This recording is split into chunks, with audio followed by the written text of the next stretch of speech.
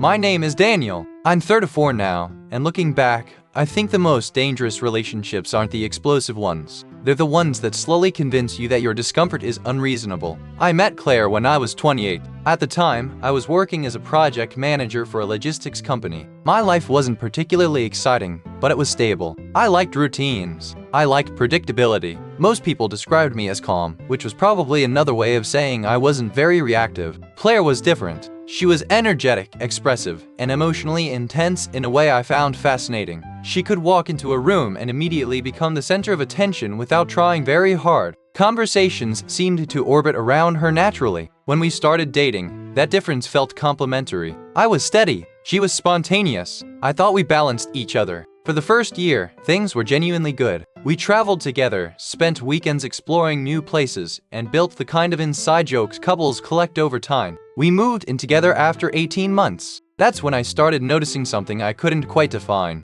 Not a major problem, just a pattern. Whenever conflict appeared, somehow I became responsible for resolving it. At first, it seemed normal. If Claire had a stressful day at work, I would be the one to initiate conversations afterward. If she was upset about something I said, I would apologize even when I wasn't entirely sure what I'd done wrong. If we argued, I usually made the first move toward reconciliation. Again, none of this felt alarming in isolation. Relationships require effort. Compromise isn't a scorecard. I genuinely believed that. The problem was consistency. Over time, I realized there was no equivalent effort coming from the other side. When Claire was hurt, it became a relationship emergency. When I was hurt, it became a misunderstanding. When Claire needed reassurance, I was expected to provide it immediately. When I needed reassurance, I was often told I was overthinking things. I don't think she did this consciously. That's important. People like to imagine manipulation as some calculated strategy. In reality, many people simply learn which behaviors get results and repeat them without examining why.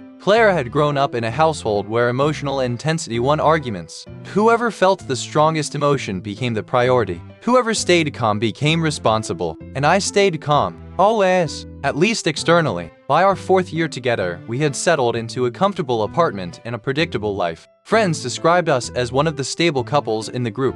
From the outside, they weren't wrong. We rarely had dramatic public fights. We weren't breaking up every other month. There was no infidelity, no screaming matches, no obvious crisis. But privately, I had started noticing something that bothered me more each year. Every disagreement followed the same structure. Claire reacted. I explained. Claire escalated. I adjusted. Claire withdrew. I rebelled. Then life returned to normal. At some point, I stopped asking whether we solved our problems. I started asking a different question. Why was I always the one doing the solving? At the time, I didn't realize that question would eventually end our relationship. But looking back, I think that's where the story really begins. One thing I learned about long-term relationships is that patterns rarely arrive as revelations. They arrive as repetitions. Nothing dramatic happened after I started noticing the imbalance. There wasn't a single argument that made me rethink everything. Instead, there were dozens of small interactions that accumulated quietly over time. The first example that comes to mind sounds insignificant. A dinner reservation. Claire and I had planned to meet after work at a restaurant she wanted to try.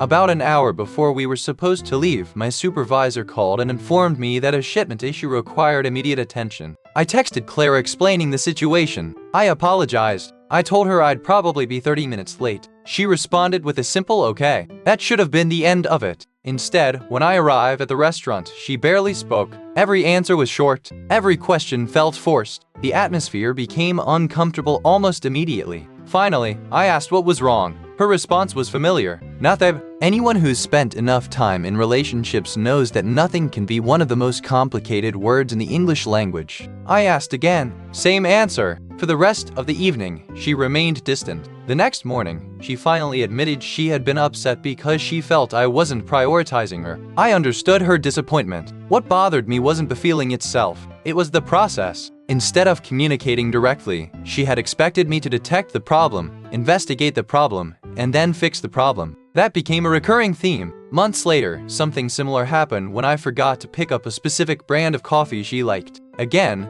the issue wasn't the coffee. The issue was that she spent nearly 2 days acting cold before eventually explaining why she was upset. When I pointed out that she could have simply told me immediately, she looked genuinely confused. I shouldn't have to explain everything. At the time, I interpreted that as frustration. Now I see it differently. Claire often treated understanding her emotions as proof of love. If I needed clarification, it meant I wasn't paying attention. If I misunderstood something, it meant I didn't care enough. The standard wasn't communication, the standard was anticipation, and anticipation is impossible to sustain indefinitely. Meanwhile, whenever I expressed concerns, the conversation somehow shifted. If I mentioned feeling dismissed, we ended up discussing why she felt criticized. If I brought up a problem, we eventually analyzed my delivery rather than the issue itself. I remember one conversation particularly clearly. I told her I felt exhausted after repeatedly being given the silent treatment during disagreements. She listened quietly. For a moment, I thought we were finally having a productive discussion. Then she said something that stayed with me. "You make me sound like a terrible person. Not I understand why you feel that way. Not let's talk about it." Instead, the focus immediately moved toward her discomfort. The original topic disappeared. Suddenly, I was reassuring her.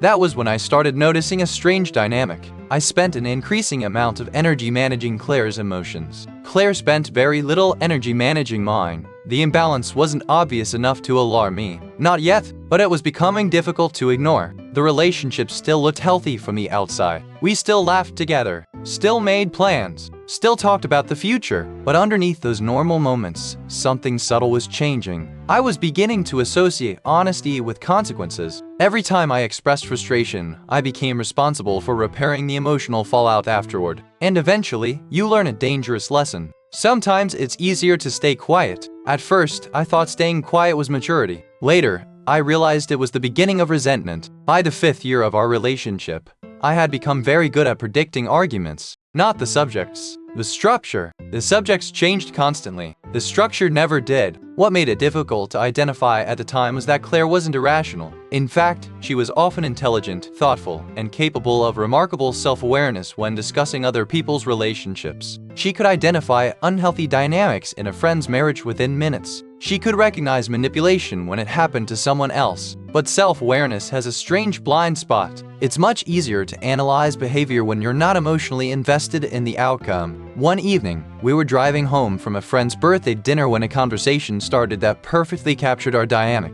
A mutual friend had recently ended a long-term relationship. Claire spent most of the drive explaining why the breakup had happened. "He never listened to her," she said. "Eventually people get tired of not being heard." I remember glancing over and thinking about the irony. For several months, I had been trying unsuccessfully to discuss problems in our own relationship. Not huge problems, just recurring ones. Communication, conflict resolution, emotional accountability. The same topics, the same unresolved discussions. So I decided to be honest. I said, "Do you ever think we have that problem too?" The atmosphere changed immediately. Not dramatically, just enough. The kind of shift you feel before you fully understand it. "What do you mean?" he asked. I explained carefully. I told her I sometimes felt that my concerns weren't given the same weight as hers. I told her I felt like disagreements often became centered around her emotional reactions rather than the original issue. I wasn't angry. I wasn't attacking her. I was probably more diplomatic than necessary. Still, the outcome was familiar. She became quiet, then defensive,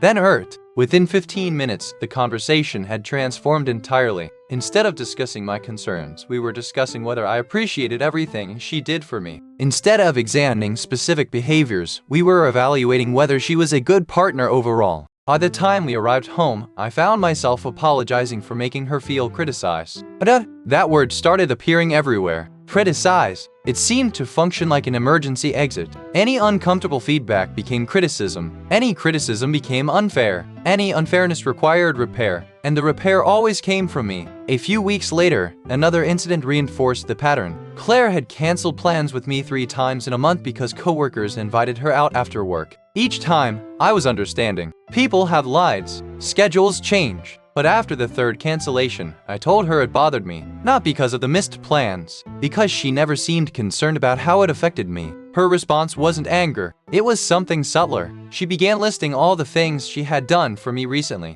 The groceries she'd bought, the errands she'd handled, the favors she'd done. At first, I didn't understand why. Then I realized she wasn't addressing the issue. She was presenting evidence that she was a good partner, as if being a good partner in one category automatically canceled problems in another. The conversation ended exactly where so many others had ended. Nothing changed, no resolution, no acknowledgement. just temporary peace. That was when I started noticing another uncomfortable truth. We weren't actually solving conflicts. We were merely surviving them. And every unresolved conflict left a small residue behind. A little disappointment, a little frustration, a little distance. Individually, those things seemed insignificant. Together, over years, they became something much harder to ignore. Because eventually, even patient people begin keeping score. Not intentionally, just subconsciously. And my list was getting longer. The strange thing about unhealthy dynamics is that they often operate through rules nobody explicitly states. There was never a conversation where Claire said, "My feelings matter more than yours." There didn't need to be. The rule existed because of what happened every time our feelings conflicted. By year 6, I could predict which emotions were acceptable in our relationship and which weren't. Claire could be frustrated. She could be disappointed. She could be hurt.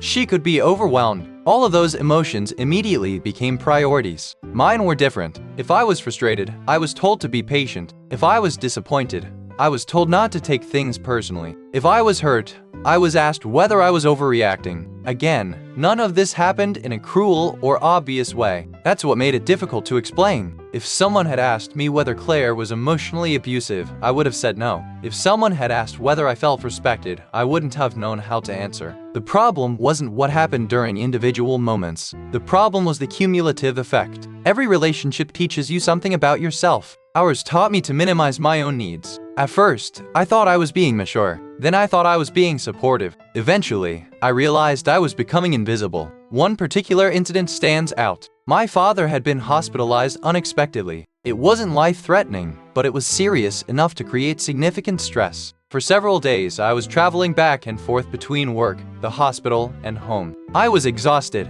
mentally and physically. One evening, after spending nearly 10 hours dealing with medical updates and family logistics, I came home wanting nothing more than a quiet night. Instead, Claire was upset. A coworker had apparently excluded her from a social gathering. She wanted to talk about it. Normally, I would have listened, but that night, I simply didn't have the energy. I told her I was drained and asked if we could discuss it tomorrow. The look on her face surprised me. Not anger, disappointment, as though I had failed an obligation. She spent the rest of the evening withdrawn. The next day, she explained that she felt unsupported. I remember sitting there thinking about the previous week, the hospital visits, the stress, the lack of sleep, the fact that almost every conversation had centered around her concerns despite everything happening in my life. For the first time, I asked a question I had been avoiding for years. When do I get support? The room went completely silent. Not because the question was aggressive, because it was unfamiliar. Claire stared at me for several seconds. Then she said something that genuinely shocked me. "I support you all the time." What followed was a long list. Meals she'd cooked, errands she'd run, tasks she'd handled around the apartment. And she wasn't wrong. She did those things. The problem was that practical support and emotional support aren't always the same thing. I wasn't asking whether she contributed.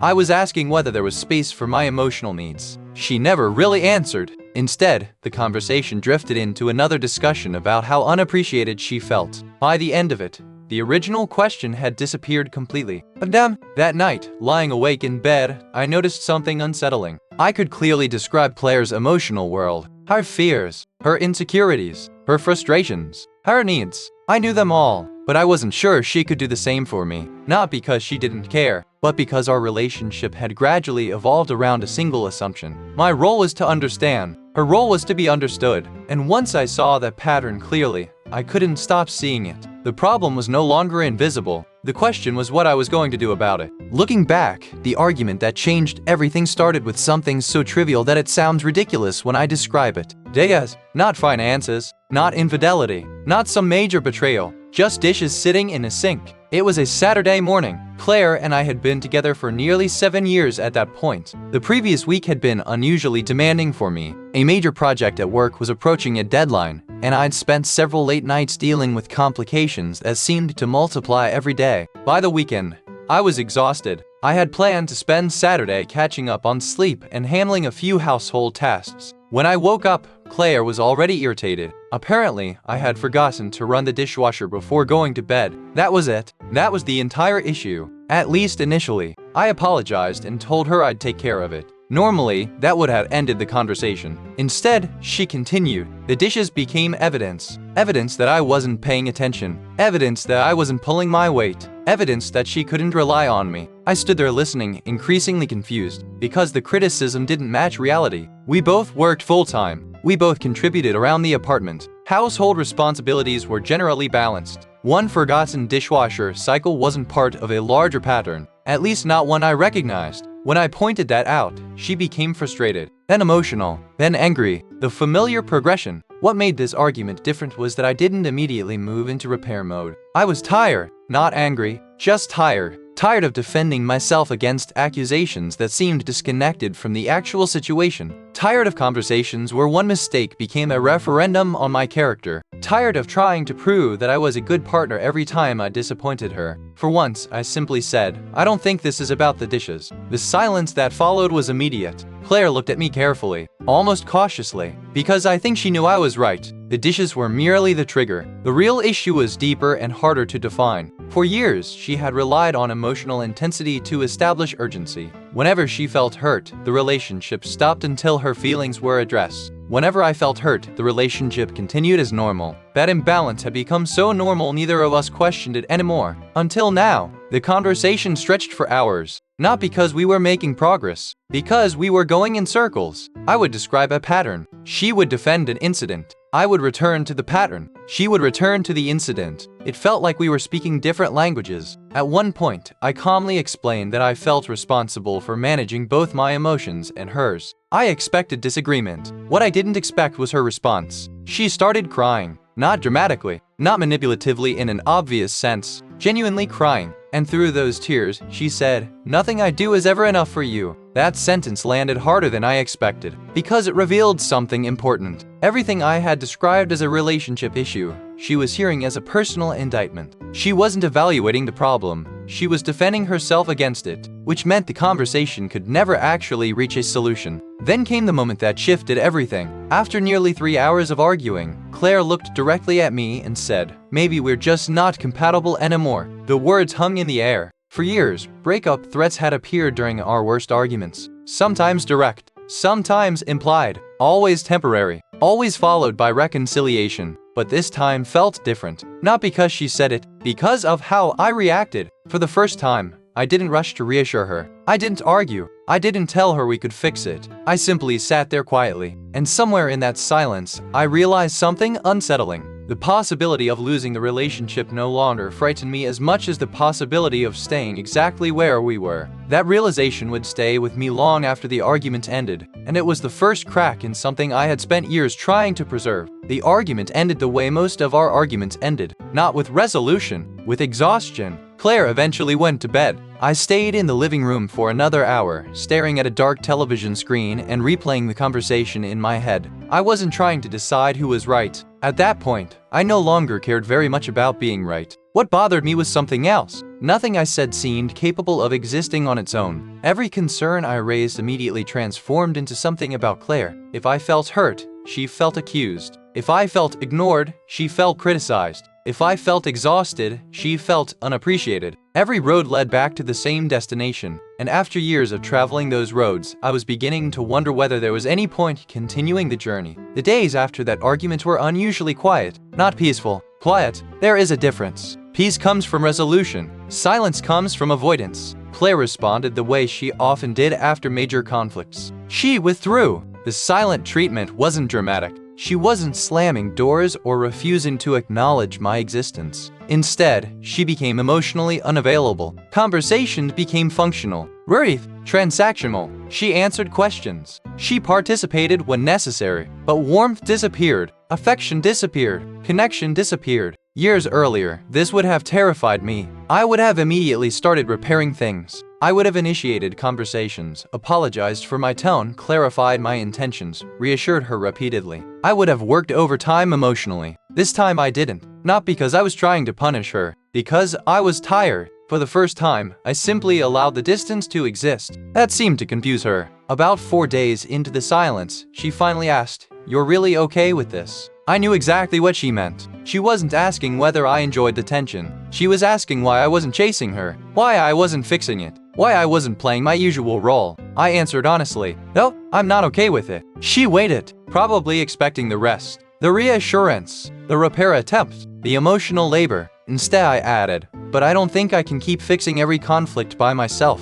The conversation ended almost immediately, not because she disagreed, because she didn't know what to do with it. For years, our relationship had operated according to certain expectations. One of those expectations was that eventually I would bend. Eventually, I would smooth things over. Eventually, I would carry us back to normal. When I stopped doing that, the entire system became unstable. A week later, something happened that made the situation impossible to ignore. Claire and I attended a gathering hosted by friends. To everyone else, we probably looked fine. We smiled, though, participated, played our roles. But during the drive home, Claire suddenly exploded, not loudly, but intensely. She accused me of being distant.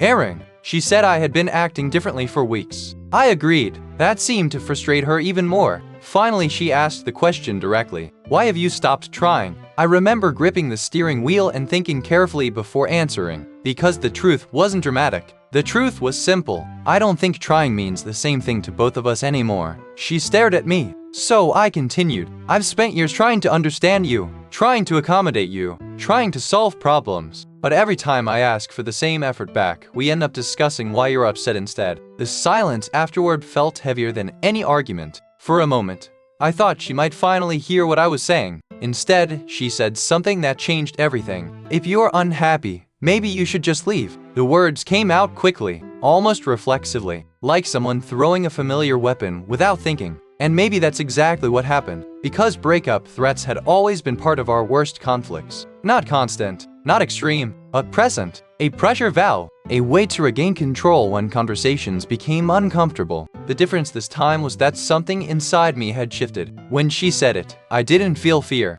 I didn't feel panic. I didn't feel urgency. I felt relief, not because I wanted to leave, because for the first time, leaving felt like a legitimate option instead of a catastrophe. And once that thought entered my mind, I couldn't force it back out. For a long time, I thought the biggest problem in our relationship was communication. Then I thought it was emotional imbalance. Eventually, I realized those were symptoms. The real problem was accountability. Every healthy boundary depends on one thing: consequences. If someone repeatedly crosses a boundary and nothing changes afterward, the boundary isn't really a boundary, it's a preference. And over the years, I had accidentally taught Claire something. No matter how frustrated I became, I stayed. No matter how many times the same arguments repeated, I stayed. No matter how often breakup threats appeared during conflicts, I stayed. From her perspective, that pattern probably felt permanent, predictable. The problem was that I had changed without realizing it. A few weeks after the argument about the dishes, we attended a family dinner hosted by Claire's sister. Normally those gatherings were enjoyable. That evening wasn't. The tension between us had never fully disappeared. It had simply become quieter, more controlled, more hidden. Throughout dinner, several relatives casually asked about our future. Married, children, long-term plans. Questions couples in their 30s hear constantly. Claire answered every question confidently. She talked about future vacations, a larger home, possible engagement timelines, plans that sounded perfectly reasonable. The strange part was that none of those conversations had happened between us recently. Not honestly, not in months. I sat there listening to her describe a future that felt increasingly disconnected from reality. At first I said nothing. Then her sister jokingly asked me when I was finally going to propose. Everyone laughed. The attention shifted toward me. For a second, I considered giving the polite answer, the expected answer, the answer that would keep everyone comfortable. Instead, I hesitated, only briefly, but long enough for Claire to notice. And once she noticed, the entire mood changed. The drive home was silent. The moment we walked through the apartment door, she confronted me. What was that? I knew exactly what she meant. I explained calmly that I didn't feel comfortable discussing marriage while we were struggling with issues we hadn't resolved. That answer should have been reasonable. It wasn't received that way. For the next hour, Claire accused me of embarrassing her, of making her look foolish, of blindsiding her. What struck me most was what she didn't ask. She never asked why I felt uncertain. She never asked what concerns were causing that uncertainty. The focus remained entirely on how my honesty affected her. Eventually, the argument reached a familiar destination. She told me maybe we should break up. Only this time she went further. She said if I wasn't sure after 7 years, she was done waiting. Then she left. Not permanently. Just stormed out to stay with a friend overnight. Years earlier, that would have sent me into panic mode. I would have called, texted, apologized, negotiated, Instead, I sat alone in the apartment and experienced something unexpected. Not happiness, not satisfaction, just calm. For the first time in years, nobody was demanding emotional labor from me. Nobody was asking me to repair a conflict I didn't create alone. Nobody was threatening the relationship while simultaneously expecting me to save it. The apartment felt unusually quiet, and in that quiet, a thought emerged with startling clarity. I wasn't missing Claire. I was missing the idea of who I hoped she would become. Those are not the same thing. The next morning she returned expecting a conversation, expecting negotiation, expecting pursuit. Instead, I simply asked a question. Do you actually want to solve these problems, or do you want me to stop talking about them? She looked genuinely stunned, then angry, then defensive. The progression was familiar, but her answer never came, because deep down, I think she understood something. For years, every boundary I expressed had ended with compromise. This one was different. This time I wasn't asking for change. I was evaluating whether change was possible. And for the first time in our entire relationship, Claire seemed to realize that I might actually leave. Not as a threat, not as a tactic, as a decision. That realization scared her, but it also revealed something that scared me. By then, I was no longer trying to save the relationship. I was trying to determine whether it should be saved at all. People often imagine the end of a long relationship as a dramatic moment, a screaming match, a betrayal, a door slamming shut for the final time. My experience was almost the opposite. The relationship ended quietly, long before the conversation that officially ended it. The actual decision happened on an ordinary Tuesday evening. Nothing significant had occurred that day. No argument, no crisis, no fresh disappointment. I had simply spent several weeks observing, listening, paying attention. After years of trying to understand what was happening between us, I stopped asking how we got there and started asking a different question. If nothing changed, would I want this exact relationship 5 years from now? The answer arrived immediately. No, not because I hated Claire, not because I believed she was a bad person, not because there weren't good memories. There were many. The answer was no, because I had finally separated potential from reality. For years, I had been evaluating the relationship based on what it could become. What it might become if communication improved. What it might become if accountability increased. What it might become if our conflicts became healthier. But relationships are lived in reality, not possibility. Reality was the thing sitting directly in front of me, and reality had remained remarkably consistent for years. That evening, Claire was sitting on the couch scrolling through her phone while some television show played in the background. I looked at her and felt something I hadn't expected. Not anger, not resentment. Hadas, a quiet kind of sadness. The kind that comes when you finally accept something you've been resisting for a long time. I sat down across from her. She noticed my expression immediately. What? There was no perfect way to begin, so I didn't search for one. I think we need to end this. The room became completely still. For several seconds, she simply stared at me, as though the words hadn't fully registered. Then she laughed softly, not because she found it funny, because she thought it couldn't possibly be serious. We had survived countless arguments, countless threats,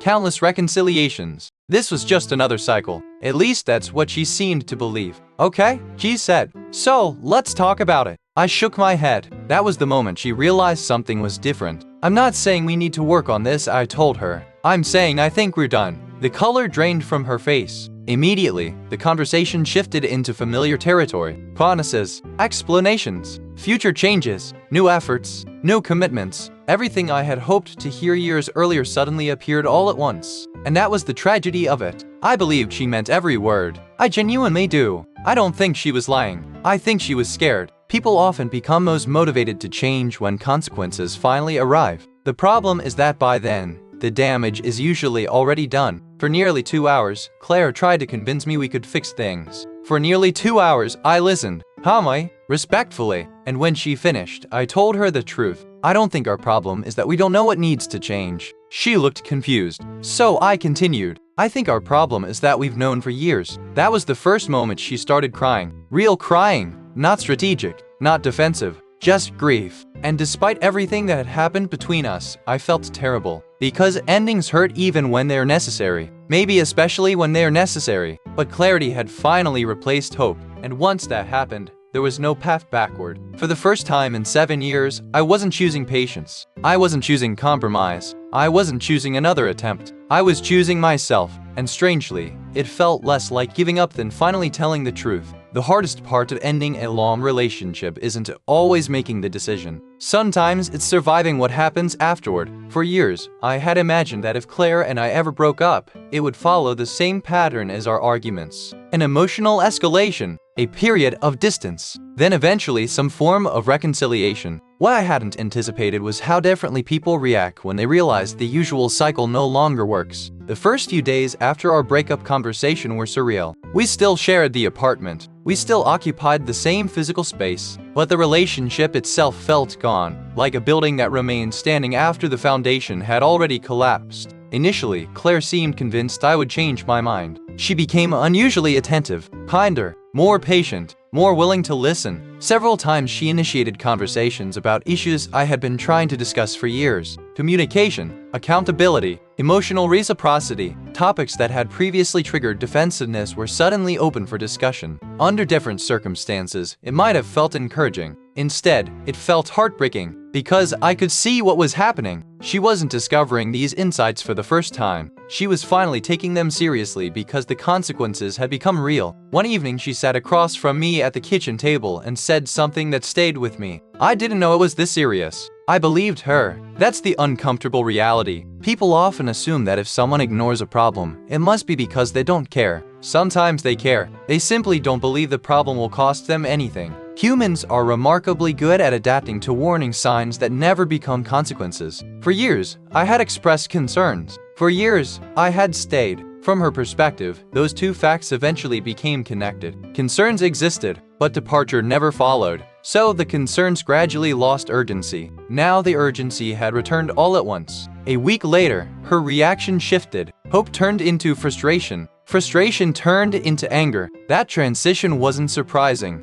Grief rarely moves in a straight line. One night she accused me of blindsiding her. The accusation caught me off guard. Not because it was cruel, because it felt disconnected from reality. I reminded her of countless conversations over the years. The arguments, the requests, the unresolved patterns, the discussions that seemed to repeat endlessly. She listened quietly, then said something that revealed more than she intended. I thought we'd always work it out. There it was, the assumption neither of us had fully acknowledged. She believed the relationship was permanent, not because it was healthy, because it had survived everything before. In some ways, I was responsible for that belief. Every time I accepted another cycle, every time I prioritized stability over honesty, every time I remained despite feeling increasingly disconnected, I reinforced the idea that there would always be another chance. Eventually, guilt entered the picture. Not my guilt, hers. She began revisiting old arguments and seeing them differently. Situations she once viewed as misunderstandings now looked more serious. Conversations she dismissed years earlier suddenly carried weight.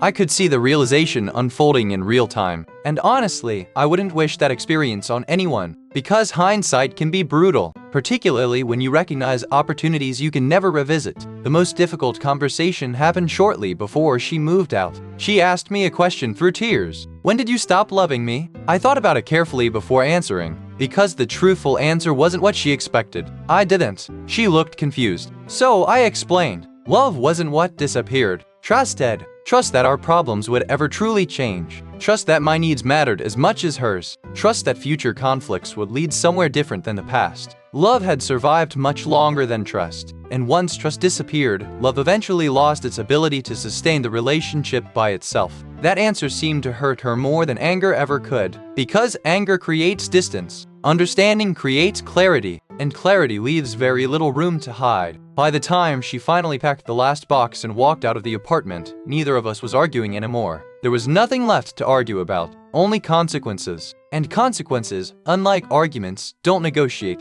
It's been almost 2 years since Claire moved out. People occasionally ask how I feel about the breakup now. The answer is complicated in some ways and very simple in others. I don't regret it. That doesn't mean I'm happy it happened. It doesn't mean I look back at 7 years and see them as wasted. It doesn't mean Claire was a villain in a story where I was the hero. Life is rarely that neat. The older I get, the less interested I become in assigning permanent roles to people. Most relationships don't end because one person is evil. They end because two people participate in a dynamic that slowly becomes unsustainable. Looking back, I can see mistakes on both sides. Claire often used emotional pressure instead of direct communication. She relied on withdrawal, guilt, and occasional breakup threats when conflict became uncomfortable. But I contributed too. I tolerated patterns that should have been addressed much earlier. I confused patience with acceptance. I confused understanding someone with excusing everything they did. Most importantly, I ignored my own boundaries for so long that eventually they stopped functioning as boundaries at all. That's probably the biggest lesson I took from the experience. A boundary isn't something you announce. It's something you enforce.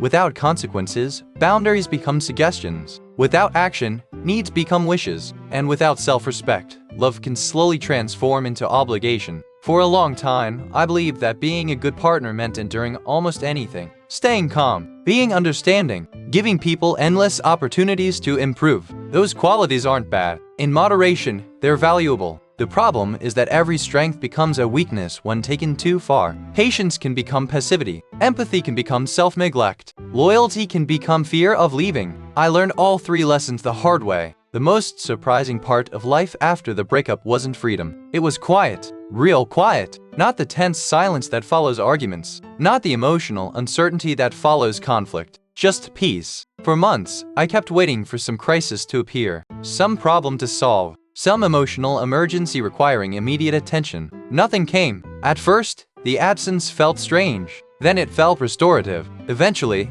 it felt normal. That experience changed the way I think about relationships. I no longer judge them primarily by passion, chemistry, history, or potential. I judge them by something much simpler. Can both people tell the truth without fear? Can both people have needs without guilt? Can both people make mistakes without the relationship turning into a courtroom? Can conflict produce understanding instead of winners and losers? Those questions matter more than compatibility quizzes, shared hobbies, or romantic gestures. Because eventually every long-term relationship encounters difficulty. The question isn't whether problems appear. The question is what happens when they do. As for Claire, I don't hate her. I never did. I think she loved me in the best way she knew how. The tragedy is that love alone isn't enough when respect becomes conditional and accountability becomes optional. Sometimes two people genuinely care about each other and still shouldn't stay together. That truth took me years to accept. If there's a single conclusion to this story, it's this. You can spend years trying to convince someone to understand your value,